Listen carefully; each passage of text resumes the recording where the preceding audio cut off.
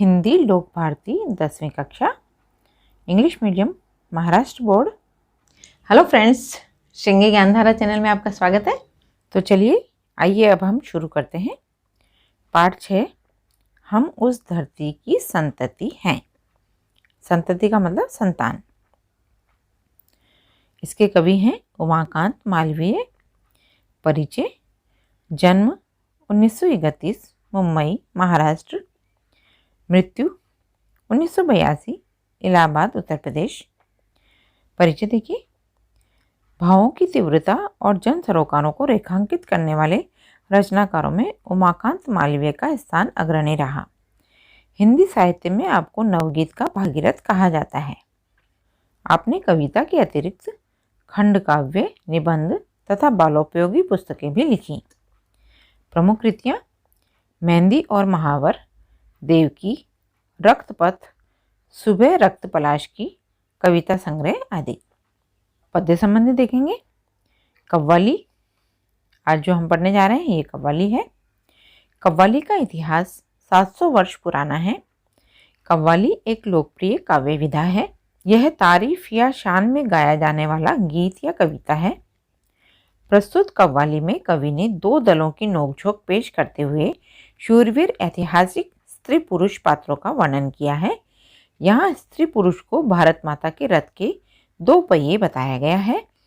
यहाँ गाते समय पहला पद लड़कों का समूह, दूसरा पद लड़कियों का समूह और अंतिम पद दोनों समूह मिलकर प्रस्तुत करते हैं। अब देखिए, कव्वाली एक बहुत ही लोकप्रिय और बहुप्रचलित काव्य विधा है। इसमें दो दल अपनी अपनी तारीफों या किसी विषय पर अपनी राय को बड़े ही रोचक और तार्किक ढंग से नोकझोंक के रूप में प्रस्तुत करते हैं। इस कव्वाली में पहले लड़के देश के प्रसिद्ध महापुरुषों और शूरवीर योद्धाओं से अपना संबंध जोड़कर अपने आप को श्रेष्ठ बताने का प्रयत्न करते हैं, तो लड़कियां सीता, सावित्री और युद्ध में अपना पराक्रम दिखाने वाली योद्धा नारियों से अपना संबंध जोड़कर अपने आप को श्रेष्ठ बताने का प्रयत्न करती हैं। पर बाद में दोनों को एहसास होता है कि इस झगड़े में पड़ने से कोई फायदा नहीं है।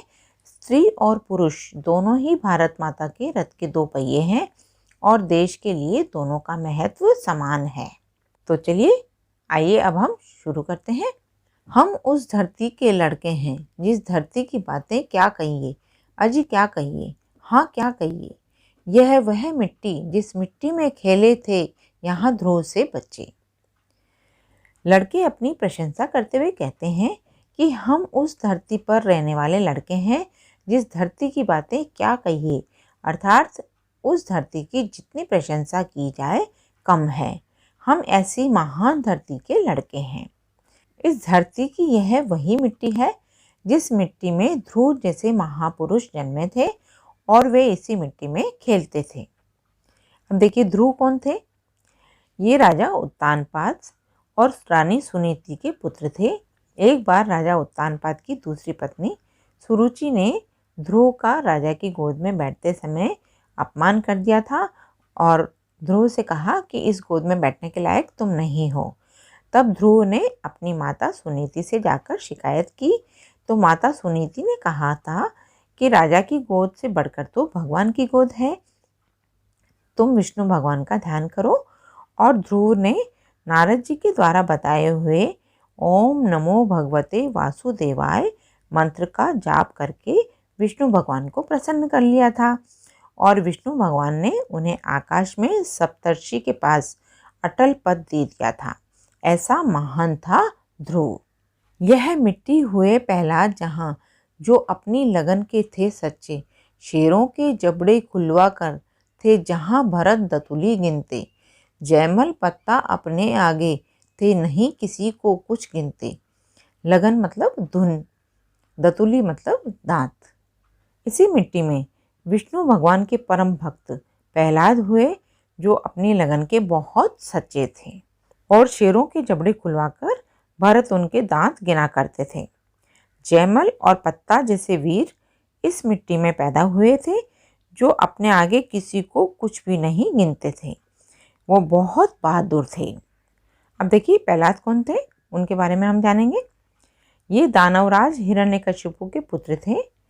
हिरण्यकशिपु अपने आप को भगवान कहता था और लोगों से भी यह बात मनाने का प्रयत्न करता था, परंतु उसका पुत्र प्रहलाद विष्णु भक्त था। यह बात उसके पिता को बिल्कुल भी अच्छी नहीं लगती थी, इसलिए उसने प्रहलाद को बहुत कष्ट देने का प्रयत्न किया, परंतु वह सफल नहीं हुआ और अंत में भगवान विष्णु ने नरसिंह अवतार लेकर के अपने नाखूनों से उसका हृदय चीरकर उसका वध किया था। और भरत कौन थे? ये राजा दुष्यंत और शकुंतला के पुत्र थे। इनके नाम पर ही हमारे देश का नाम भारत पड़ा है। जयमल और पत्ता कौन थे? ये चित्तौड़ के राजा महाराणा उदय सिंह के वीर योद्धा थे और उन्होंने 15वीं शताब्दी में दिल्ली के मुगल बादशाह अकबर से लोहा लिया था, मतलब बहुत बहादुरी से लड़े थे। इस कारण हम तुमसे बढ़कर हम सबके आगे चुप रहिए, अजी चुप रहिए, हाँ चुप रहिए, हम उस धरती के लड़के हैं। लड़के कहते हैं कि हम लड़के इतने वीर होते हैं, इस कारण हम तुम लड़कियों से बढ़कर हैं और हम सबके आगे आप चुप रहिए, बोलने की कोशिश भी मत करिए। हम ऐसी धरती के लड़के हैं। बातों का जनाब शऊर नहीं, शेखी न बगारे, हाँ चुप रहिए, हम उस धरती की लड़की हैं जिस धरती की बातें क्या कहिए। शऊर मतलब ढंग, शेखी न बगाना मतलब अपनी प्रशंसा न करना। अब लड़कियों को लड़कों की बातें सुन करके गुस्सा आ जाता है और लड़कों को अपनी बढ़ाई करते हुए सुन करके लड़कियां लड़कों को जवाब देती है कि आप जैसे लड़कों को तो बात करने का ढंग भी मालूम नहीं है, आप अपनी तारीफ खुद ना करें और चुप रहिए, हम उस धरती की लड़की हैं जिस धरती की बातें कुछ पूछना ही नहीं है। अजी क्या कहिए, हाँ क्या कहिए। जिस मिट्टी में लक्ष्मीबाई जी जन्मी थी झांसी की रानी, रजिया सुल्ताना दुर्गावती जो खूब लड़ी थी मर्दानी। लड़कियां कहती हैं कि हम उस धरती की लड़कियां हैं जहां झांसी की रानी लक्ष्मीबाई जन्मी थी और रानी दुर्गावती और रजिया सुल्ताना जैसी वीरांगनाएं पैदा हुई थी, जिन्होंने लड़ाई के मैदान में अपना अद्भुत पराक्रम दिखाया था। हम उस धरती की लड़कियां हैं। अब देखिए लक्ष्मीबाई के बारे में जानेंगे हम थोड़ा। ये झांसी की रानी थी और उन्होंने 1857 में अंग्रेजों से लोहा लिया था। ये महान वीरांगना थी।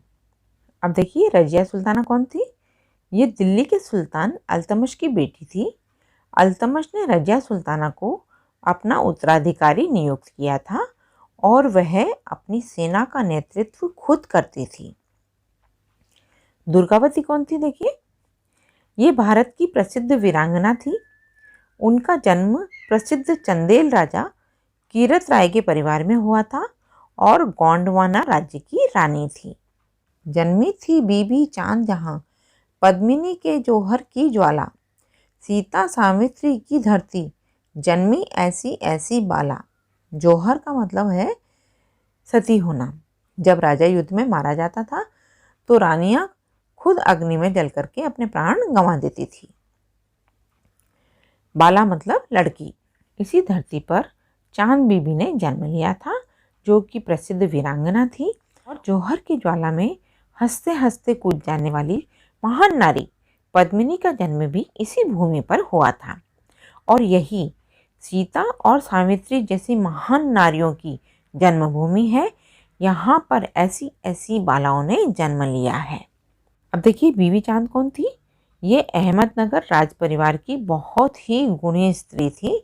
जब मुगलों ने अहमदनगर पर आक्रमण किया था तब चांद बीबी ने बड़ी बहादुरी से किले पर उनका सामना किया था। और पद्मिनी कौन थी? देखिए ये चित्तौड़ के राजा रतन सिंह की पत्नी थी और ये बहुत ही सुंदर थी। दिल्ली के सुल्तान अलाउद्दीन खिलजी ने उनकी सुंदरता के बारे में जब सुना तो उसने चित्तौड़ पर आक्रमण कर दिया था। तब राजपूत बहादुरों ने मरते दम तक उसका सामना किया। अंत में पद्मिनी ने अन्य राजपूत स्त्रियों के साथ किले में जौहर कर लिया था, मतलब अग्नि में जल करके अपने प्राण गंवा दिए थे। दिल्ली के सुल्तान अलाउद्दीन खिलजी की दास्तां स्वीकार नहीं की थी।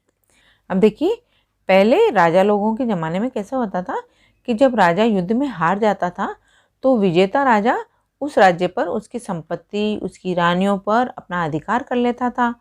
तो जब चित्तौड़ के राजा अलाउद्दीन खिलजी से हार गए, परंतु रानी पद्मावती ने अलाउद्दीन खिलजी की दास्तां को स्वीकार नहीं किया और खुद जौहर कर लिया, मतलब अग्नि में समा गई, मतलब उन्होंने अग्नि को गले लगा लिया था।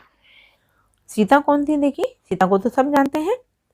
राजा जनक की कन्या थी ये और श्री राम की पत्नी थी। सावित्री कौन थी? ये अश्वपति राजा की कन्या थी, सत्यवान की पत्नी थी। ये महान पतिव्रता स्त्री थी। जब इनके पति की मृत्यु हो गई थी तो इन्होंने यम से अपने पति के प्राण छुड़ाए थे। गर डेंग जनाब उड़ाएंगे तो मजबूरन ताने सहिए, ताने सहिए, ताने सहिए।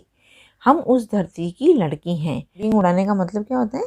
बहुत ज़्यादा अपनी तारीफ करना या घमंड करना। अंत में लड़कियां लड़कों से कहती हैं कि यदि आप अपने श्रेष्ठ होने की बड़ी बड़ी बातें करेंगे तो आप लोगों को हमारे ताने भी सहने पड़ेंगे। याद रखिए, हम उस धरती की लड़कियां हैं। यूं आप खफा क्यों होती हैं? टंटा काहे का आपस में, हमसे तुम या तुमसे हम, बढ़ चढ़कर क्या रखा इसमें। खफा मतलब नाराज होना, टंटा मतलब झगड़ा, काहे मतलब किसका। अब लड़कियों का जवाब सुनकर लड़के समझदारी दिखाते हुए बात करते हैं कि इस तरह से आप क्यों नाराज होती हैं, इसमें आपस में झगड़ने की कोई बात नहीं है। इस बात में क्या रखा है कि हम तुमसे बढ़कर हैं या तुम हमसे बढ़कर हो। झगड़े से ना कुछ हासिल होगा, रख देंगे बातें उलझा के, बस बात पते की इतनी है, ध्रुव या रजिया भारत माँ के। पते की बात का मतलब होता है रहस्य की बात। अब लड़के कहते हैं कि झगड़े से तो किसी को कुछ भी हासिल नहीं होगा, इस झगड़े से तो हम सब बातों को उलझा करके रख देंगे। बस सच्ची बात तो यही है कि ध्रुव और रजिया दोनों ही इस धरती माँ की संतानें हैं। भारत माता के रथ के हम दोनों ही दो दो पहिए, अजी दो पहिए, हाँ दो पहिए, हम उस धरती की संतति हैं। संतति मतलब संतान। अब अंत में लड़के कहते हैं कि हम लोग स्त्री और पुरुष भारत माता के रथ के दो पहिए हैं और हम सब धरती की संतान हैं और स्त्री और पुरुष दोनों का महत्व समान है। अब ये बात लड़कों को समझ में आ जाती है कि लड़कियों का भी महत्व है और लड़कों का भी महत्व है। अब हम शब्द संसार पढ़ेंगे। दतुली, तांत, शऊर, अच्छी तरह काम करने की योग्यता या ढंग, बुद्धि। जौहर, राजस्थान में प्राचीन समय में प्रचलित प्रथा। इसमें स्त्रियां विदेशी आक्रमणकारियों से अपने स्वाभिमान की रक्षा के लिए अग्नि में प्रवेश कर प्राणों की आहुति दे देती थीं। खफा, अप्रसन्न, नाराज, रुष्ट, क्रुद्ध। टंटा, व्यर्थ का झंझट, खटराग, उपद्रव, उत्पात, झगड़ा, लड़ाई। अब मुहावरे देखेंगे। शेखी बगारना, स्वयं अपनी प्रशंसा करना, डींग मारना, बड़ी बड़ी बातें करना। तो फ्रेंड्स, अब ये कव्वाली आपको अच्छे से समझ में आ गई होगी। तो फ्रेंड्स, आज के इस वीडियो में इतना ही। अगर मेरा ये वीडियो आपको पसंद आया हो तो इसको लाइक कीजिए, शेयर कीजिए, सब्सक्राइब कीजिए और बेल आइकन को दबा दीजिए। अगले वीडियो में हम फिर मिलते हैं, तब तक के लिए बाय बाय।